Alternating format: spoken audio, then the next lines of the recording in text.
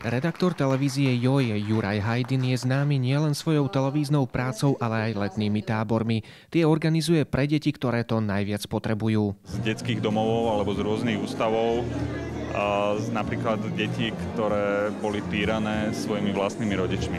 Jeho si všimli aj veľkí biznismeni, ktorí ho pozvali na svoj gala večer, kde jeho nadácii Slniečko odovzdali poukážku v hodnote 5 000 eur. Potrebujem na to veľkú peňaženku, ale v podstate, keďže už máme apríl, tak ani nestihnem to nejak dať do peňaženky, pretože od júla začíname s deťmi robiť tábor letný. V tomto tábore za tieto peniažky sa ocitne veľa detí. Toto je našim cieľom, v podstate každý rok investovať nejaké peniaze pre ľudí, ktorí možno si nemôžu niektoré veci dovoliť. Finančnej odmeny sa v tento večer dočkala aj organizácia Dobrý aniel, ktorá finančne podporuje rodiny. Peniaze, ktorými prispeli do posledného centa, rozdelíme rodinám chorých. Pokiaľ tieto peniaze urobia radosť čo len jedinému človeku, tak budeme veľmi radi. Na gala večere spievali známi slovenskí umelci Lucia Lužinská a Marián Čekovský.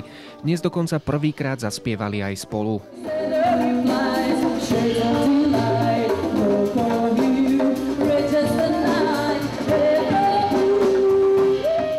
To bola úplne absolútna improvizácia.